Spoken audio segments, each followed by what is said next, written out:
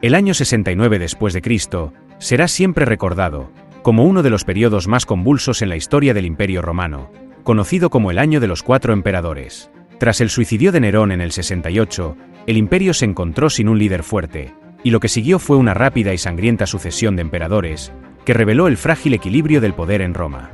En un solo año, 4 hombres tomaron el trono, cada uno respaldado por distintas facciones militares y políticas. La guerra civil sacudió los cimientos del imperio, sumiendo a Roma en un caos, que solo terminaría cuando Vespasiano, un experimentado general, consolidara su control y trajera una relativa calma al imperio, fundando la dinastía Flavia. Esta es la crónica de ese turbulento año, donde la lealtad se negociaba con espadas, y el destino del mundo romano se decidía en batallas y traiciones. Galba, el emperador de la austeridad.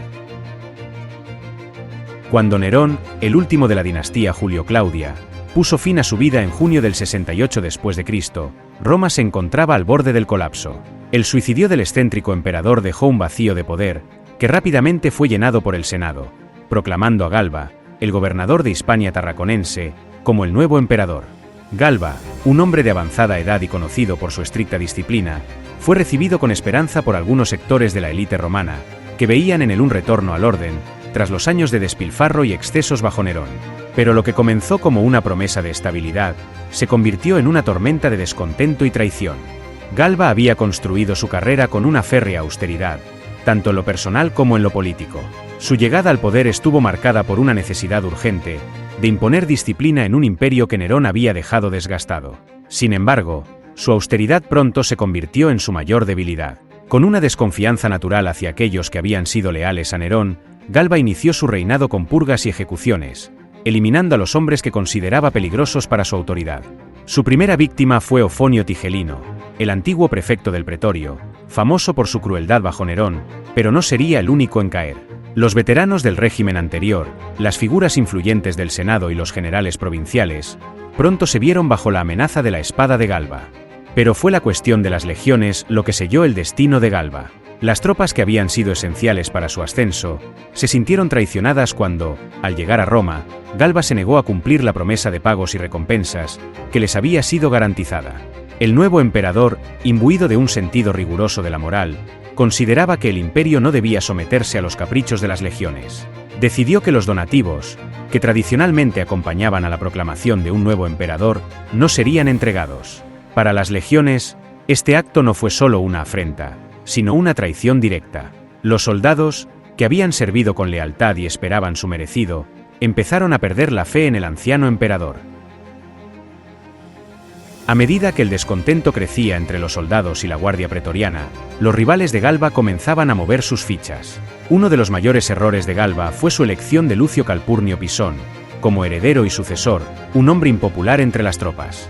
Esta designación enfureció a muchos, especialmente a Otón, un antiguo aliado de Nerón que había esperado ser recompensado por su apoyo.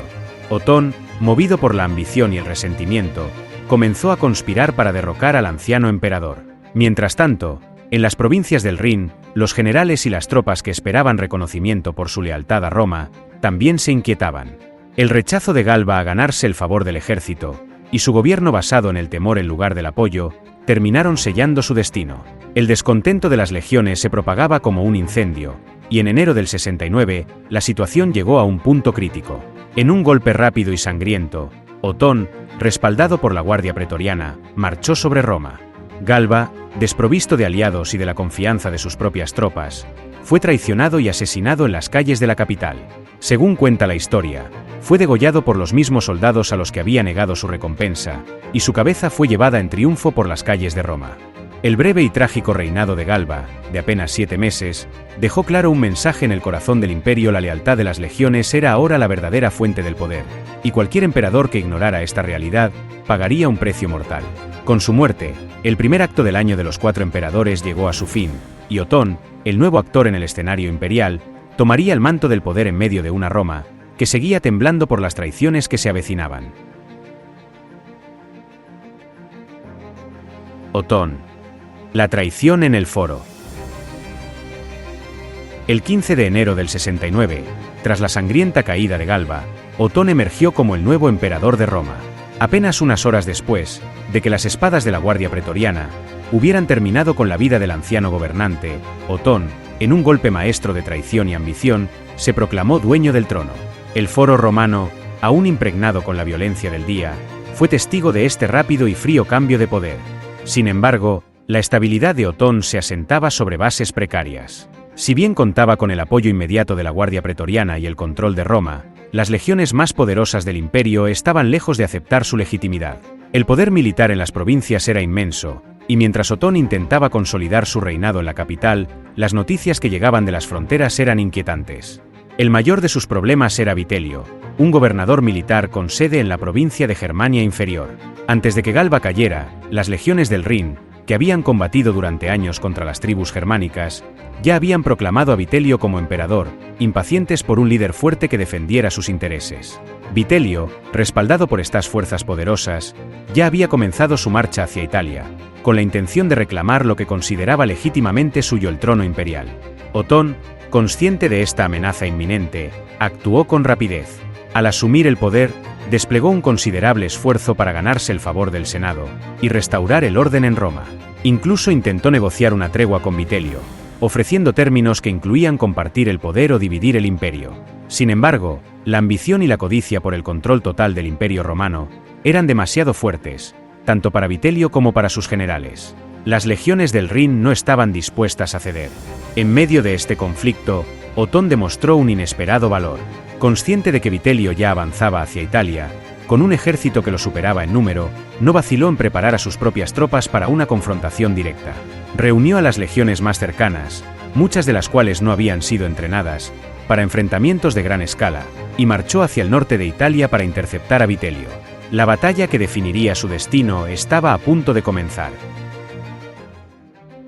La batalla de Bedriacum, librada en las cercanías de Cremona en abril del 69, resultó ser un desastre para las fuerzas de Otón.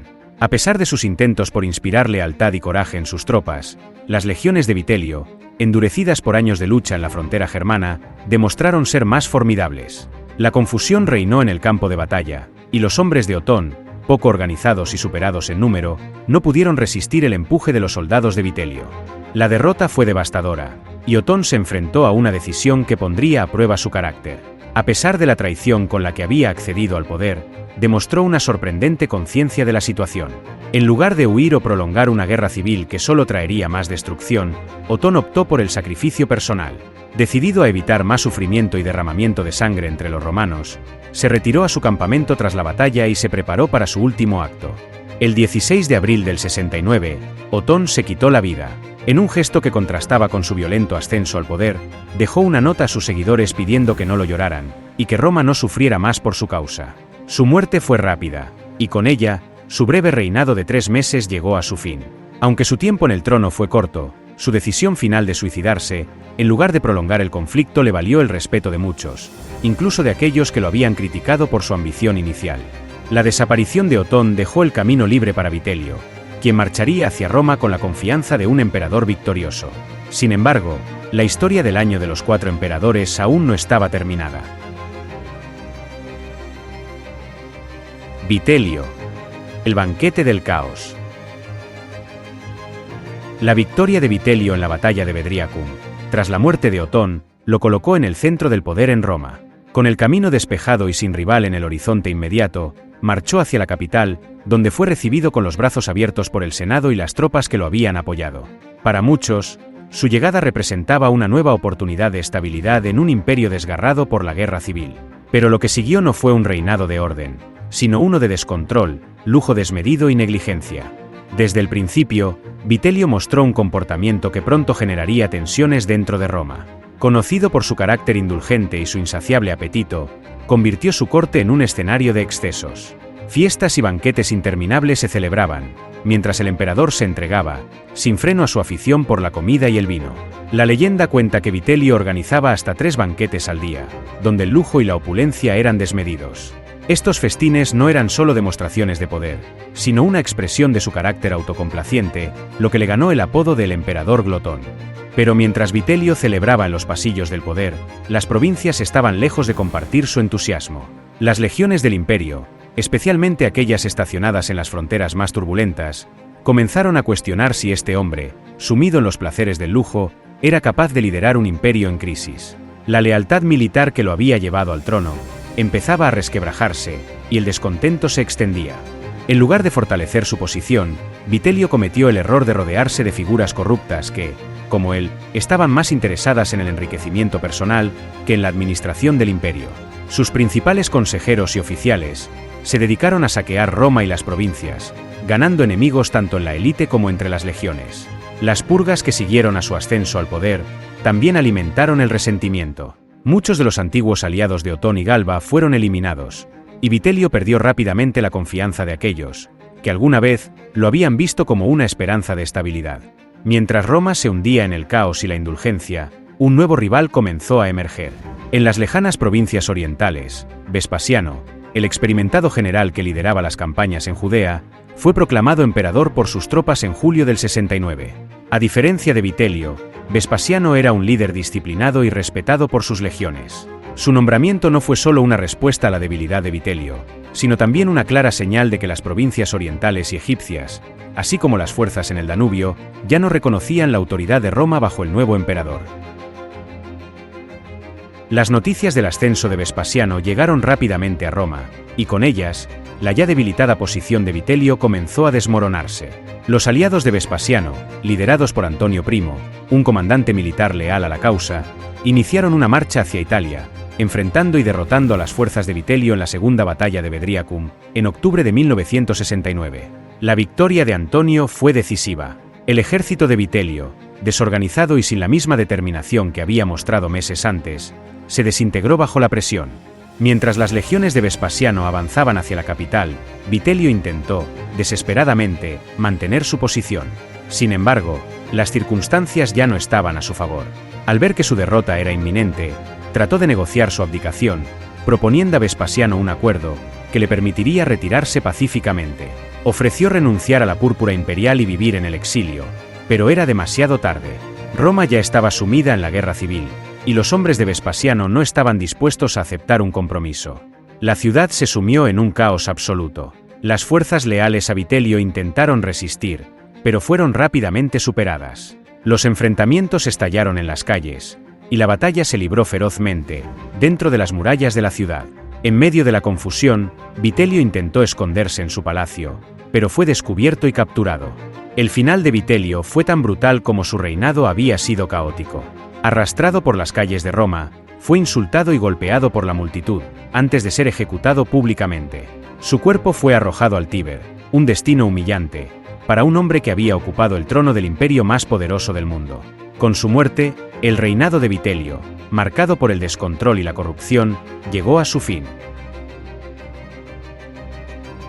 Vespasiano, el general que traería la paz.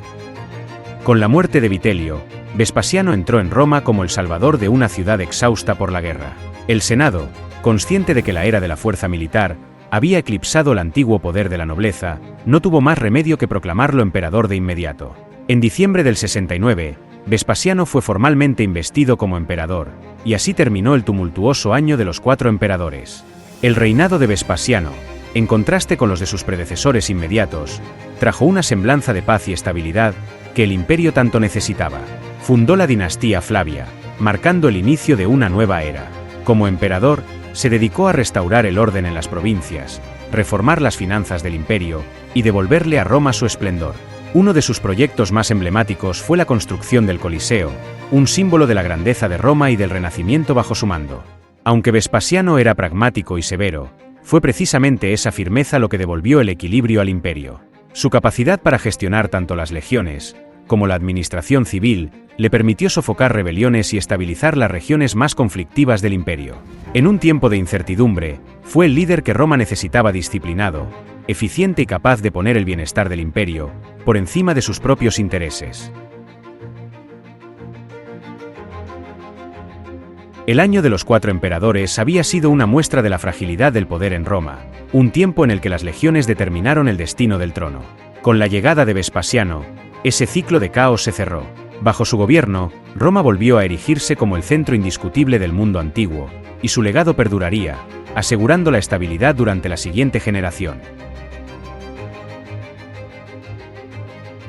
Conclusión.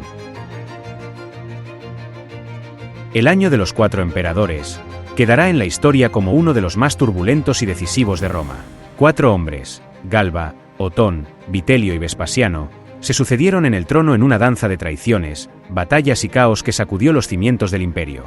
Lo que comenzó como una promesa de restauración con Galba, pasó por la ambición de Otón y la decadencia de Vitelio, hasta finalmente encontrar estabilidad en la figura de Vespasiano.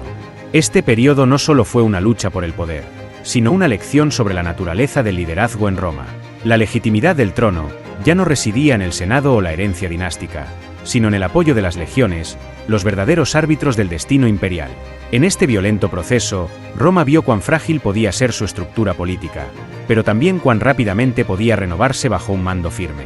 Aunque el año de los 4 emperadores fue una de las épocas más caóticas de la historia romana, su conclusión trajo consigo una restauración duradera, mostrando que incluso en los momentos más oscuros, Roma podía levantarse una vez más.